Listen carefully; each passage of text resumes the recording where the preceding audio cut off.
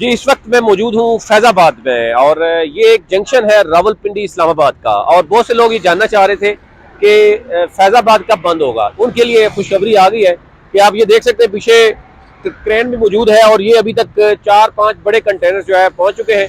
और कंटेनर्स के जो ड्राइवर हैं वो भी हमारे साथ मौजूद है, वो करें और भी कंटेनर्स जो है वो लाए जा रहे हैं। और अगर मैं आपको ये दिखाऊं कि कहा जा रहा है जुमे के बाद ये वाला, यानी ये आप जब आते हैं इस्लामाबाद से मरी रोड, यानी आप अगर इस्लामाबाद क्लब से भी आए और फिर उसके बाद यानी एक्सप्रेस वे से भी आप पिंडी में दाखिल होते हैं, वहां पर ये बंद कर दिया जाता है दोनों साइड से।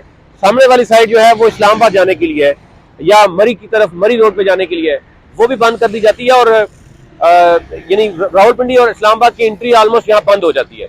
इसी तरीके से अगर हम बात करें एक्सप्रेस वे की, एक्सप्रेस वे जो है उसके लिए भी कंटेनर्स जो है वो लाए जा रहे हैं। और एक्सप्रेस वे से जब एंट्री होती है आप रावलपिंडी की तरफ, तो ये एंट्री है, इसको भी बंद करने की बात की जा रही है। इस वक्त आप ये देख सकते हैं इस तरफ कि वो पीछे अगर आप को दिखाया जाए तो पीछे जो है वो कंटेनर्स लगाने के लिए बाकायदा तौर पर मशीनरी भी मंगवाई जा रही है।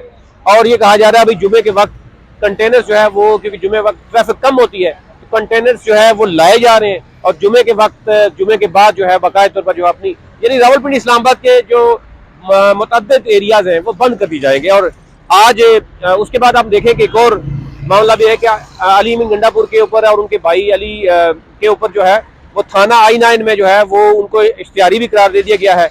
और इसके साथ साथ इस्लामाबाद हाई कोर्ट का जो कल से आर्डर आया है जनाब के नए कानून के तहत जो है वो एहतजाज करना जो है वो गैर कानूनी है, उसके लिए भी की जा रही है। तो उसके बाद हुकूमत को ये एक एज जरूर हासिल है कि वो इन तमाम तरीकों से फायदा उठाना चाह रहे हैं और समझते हैं कि हम जो है वो एहतजाज नहीं करने देंगे।